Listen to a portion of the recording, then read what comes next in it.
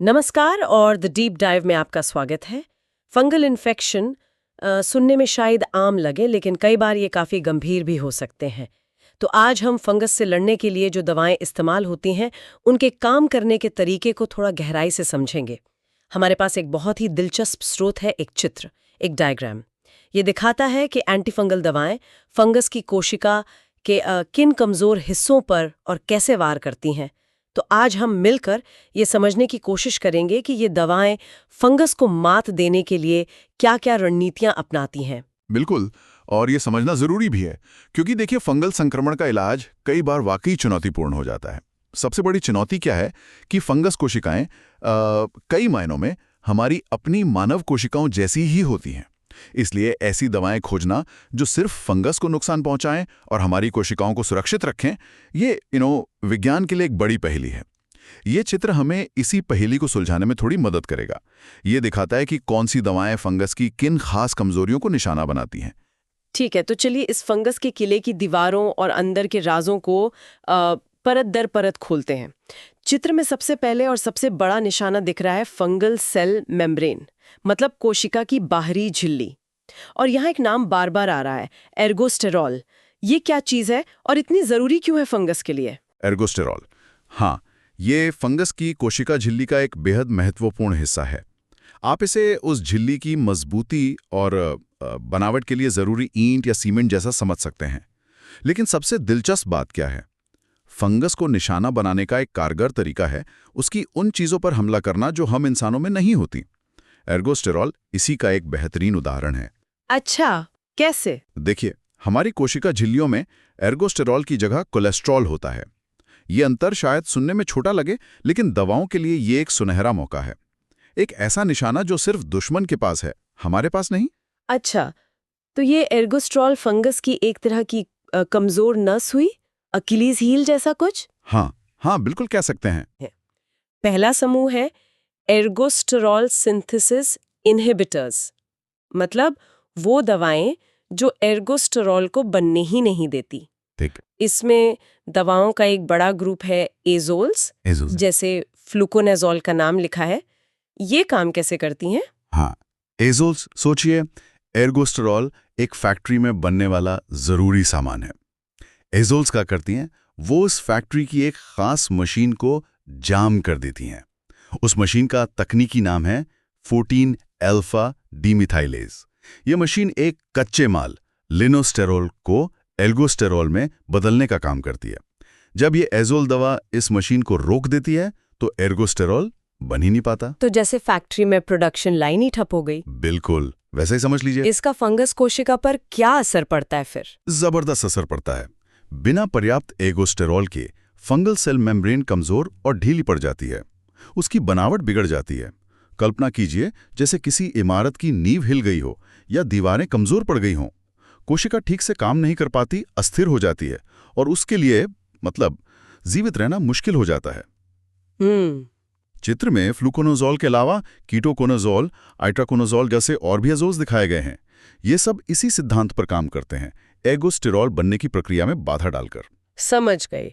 तो एक तरीका हुआ कि एर्गोस्टेरॉल बनने ही ना दो, लेकिन चित्र एक और समूह दिखा रहा है जो सीधे मेम्ब्रेन पर ही हमला करता है, पॉलिएन्स।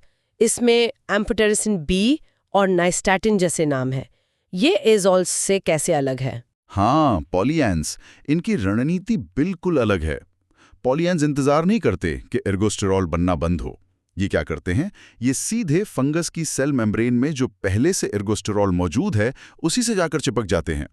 आप इसे ऐसे समझ सकते हैं कि ये दवाएं सीधे जाकर मेम्ब्रेन में घुसपैठ करती हैं। घुसपैठ? तो फिर क्या होता है? ये चिपक कर क्या करती हैं? ये चिपककर मेम्ब्रेन की पूरी संरचना को बिगाड़ देती हैं। खासतौर पर एम्फोटेरिसिन बी जैसी पॉलिएन्स एर्गोस्टेरॉल के साथ मिलकर मेम्ब्रेन में छोटे छोटे छेद बना देती हैं। पोर्स या सुरंगें कह लीजिए। ये वाकई मेम्ब्रेन में सुराख करने जैसा है। अरे बाप रे, सुराख! इससे तो कोशिका के अंदर का सारा सामान बाहर निकलने लगेगा। बिल्कुल सही, यही होता है। इन छेदों से कोशिका के अंदर के जरूरी आयन और मॉलिक्यूल जैसे पोटेशियम बाहर रिसने लगते हैं। कोशिका का पूरा संतुलन बिगड़ जाता है, जैसे किसी नाव में छेद हो जाए और पानी भरने लगे। आखिरकार इस रिसाव के कारण कोशिका मर जाती है। एम्फोटेरिसिन बी इसीलिए एक बहुत शक्तिशाली पोटेंट एंटी फंगल दवा मानी जाती है। हालांकि इसकी ताकत के कारण इसके कुछ गंभीर साइड इफेक्ट्स भी हो सकते हैं, क्योंकि थोड़ी मात्रा में ये हमारी कोशिकाओं के कोलेस्ट्रॉल को भी प्रभावित कर सकती है। अच्छा, तो इज़ोल्स और पॉलिएन्स दोनों ही एर्गोस्टेरॉल से जुड़े हैं, पर असर करने का तरीका एकदम अलग। हाँ, बिल्कुल। एक बनने नहीं देता, दूसरा बने हुए को बिगाड़ देता है। कमाल की रणनीतियां हैं। लेकिन रुकिए, डायग्राम में मेम्ब्रेन सिंथेसिस के रास्ते में एक और दवा दिख रही है, टर्बिनाफाइन। ये स्क्वैलिन एपॉक्सिडेज नाम के एंजाइम को निशाना बनाती है। ये तो एर्गोस्टेरॉल बनने से भी पहले का कदम लग रहा है। आपने बिल्कुल सही पकड़ा। टर्बिनाफाइन एर्गोस्टेरॉल बनने की प्रक्रिया में और भी शुरुआती स्टेज पर दखल देती है। स्क्वैलिन एपॉक्सिडेज एंजाइम स्क्वैलिन नाम के अणु को लेनोस्टेरॉल बनाने के लिए तैयार करता है, जो फिर आगे जाकर एर्गोस्टेरॉल बनता है। टर्बिनाफाइन इसी शुरुआती एंजाइम को रोक देती है। तो ये सप्लाई चेन को और भी पहले एकदम शुरुआत में ही काटने जैसा हुआ। हाँ, आप कह सकते हैं कि ये कच्चे माल यानी स्क्वैलिन को फैक्ट्री एर्गोस्टेरॉल सिंथेसिस पाथवे तक पहुंचने से पहले ही रोक देती है। नतीजा वही होता है, लेनोस्टेरॉल नहीं बनता और फिर एर्गोस्टेरॉल भी नहीं बन पाता है, और अंततः सेल मेम्ब्रेन ठीक से नहीं बन पाती है। ये दिखाता है कि फंगस की जरूरी प्रक्रिया को कई अलग अलग स्तरों पर निशाना बनाया जा सकता है। तो हमने देखा कि कोशिका झिल्ली पर कई तरह से हमला हो सकता है, लेकिन फंगस के पास सिर्फ झिल्ली ही नहीं होती, एक और चीज होती है जो हमारी कोशिकाओं में नहीं होती, सेल वॉल, कोशिका भित्ति। डायग्राम इसे एक अलग निशाने के तौर पर दिखा रहा है। यहाँ इचिनोकैंडिन समूह की दवाओं का जिक्र है, जैसे एनिडुलाफंगिन, कैस्पाफंगिन और माइकाफंगिन। ये क्यों खास है? हाँ, सेल वॉल ये बहुत ही खास निशाना है। जैसा आपने कहा, मानव कोशिकाओं में सेल वॉल नहीं होती, सिर्फ सेल मेम्ब्रेन होती है। लेकिन फंगस कोशिका के बाहर, मेम्ब्रेन के भी बाहर, एक मोटी और मजबूत सेल वॉल होती है। ये फंगस के लिए एक बाहरी कवच या कंकाल की तरह काम करती है। उसे आकार देती है, मजबूती देती है और बाहरी खतरा और दबाव से बचाती है। अच्छा, एक बाहरी कवच। तो ये तो दवाओं के लिए एक बेहतरीन निशाना हुआ, क्योंकि हमारी कोशिकाओं के पास ऐसा कोई कवच है ही नहीं। बिल्कुल, यही इसकी खूबसूरती है। इचिनोकैंडिन्स इसी सेल वॉल को निशाना बनाती हैं। ये दवाएं सेल वॉल के एक बेहद जरूरी हिस्से बीटा ग्लूकन नाम के पॉलीमर के निर्माण को रोक देती हैं। सोचिए, जैसे किसी दीवार से आप ईंटें या सीमेंट हटा दें। बीटा ग्लूकन के बिना फंगस की सेल वॉल कमजोर हो जाती है और कोशिका बाहरी दबाव झेल नहीं पाती और फट सकती है। अगर हम इसे बड़ी तस्वीर से जोड़ें तो ये निशाना हमें फंगस पर चुनिंदा हमला करने का एक और शानदार तरीका देता है, जिससे मानव कोशिकाओं को कम से कम नुकसान पहुंचता है। वाओ, ये तो कमाल की बात है कि फंगस की वो चीजें जो उसे खास बनाती हैं, वही उसकी कमजोरी भी बन सकती हैं। हाँ। तो हमने मेम्ब्रेन देख ली, सेल वॉल देख ली, अब डायग्राम हमें कोशिका के और भी अंदर ले जा रहा है, सीधे उसके कंट्रोल सेंटर न्यूक्लियस यानी केंद्रक की तरफ। यहाँ न्यूक्लिक एसिड सिंथेसिस को निशाना बनाने वाली दवा फ्लूसाइटोसिन का जिक्र है। ये तो बिल्कुल अंदरूनी हमला हुआ। हाँ, ये रणनीति फंगस के अस्तित्व के लिए जो सबसे बुनियादी प्रक्रियाएं हैं, उनमें से एक पर हमला करती है। फ्लूसाइटोसिन कोशिका के अंदर घुसकर फंगस के न्यूक्लियस तक पहुंचती है। वहां फंगस के ही कुछ खास एंजाइम्स इसे एक ऐसे सक्रिय रूप में बदल देते हैं जो उसकी अपनी आनुवंशिक सामग्री यानी डीएनए और आरएनए के निर्माण में गड़बड़ी पैदा करता है। आनुवंशिक सामग्री में गड़बड़ी मतलब उसके ब्लूप्रिंट में ही छेड़छाड़? बिल्कुल बिल्कुल।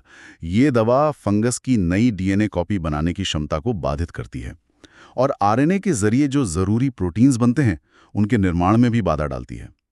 डीएनए और प्रोटीन किसी भी कोशिका के जीवित रहने, बढ़ने और अपनी संख्या बढ़ाने यानी प्रतिकृति बनाने के लिए अनिवार्य है।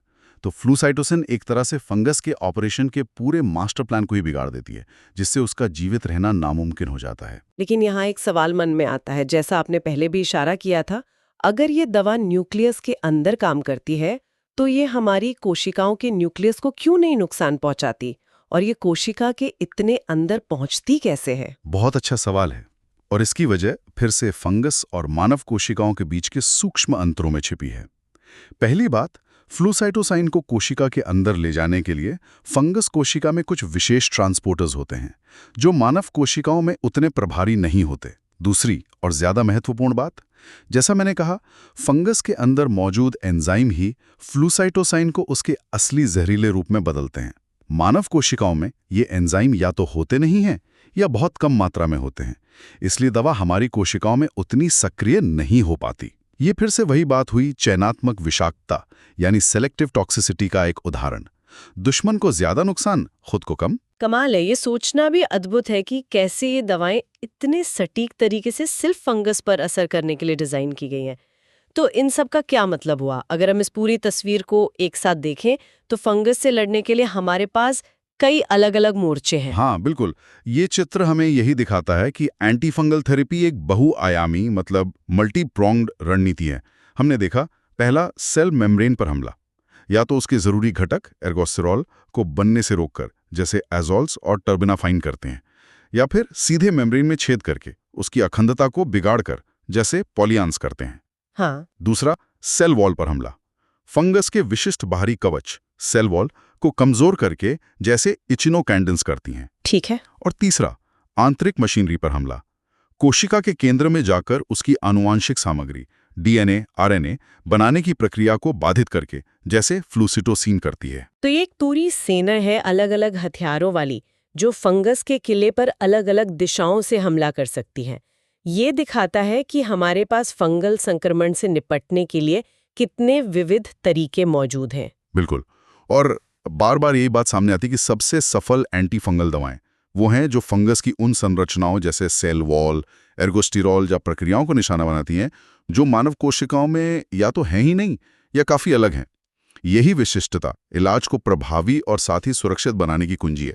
ये चित्र इन विभिन्न रणनीतियों और उनके लक्ष्यों का एक बहुत ही स्पष्ट और संक्षिप्त नक्शा पेश करता है, जो हमें यह समझने में मदद करता है कि ये दवाएं आणविक स्तर पर, मॉलिक्यूलर लेवल पर कैसे काम करती हैं। तो संक्षेप में कहें तो इस डायग्राम के विश्लेषण से हमने फंगस की दुनिया की एक झलक देखी और समझा कि कैसे वैज्ञानिक बड़ी चालाकी से उसकी कमजोरियों का फायदा उठाकर दवाएं बनाते हैं।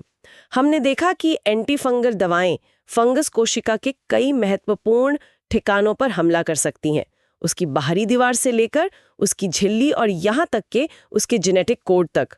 हर दवा समूह का अपना एक खास तरीका है फंगस को रोकने या खत्म करने का। और ये हमें एक अंतिम सोचने पर मजबूर करने वाले विचार की ओर ले जाता है।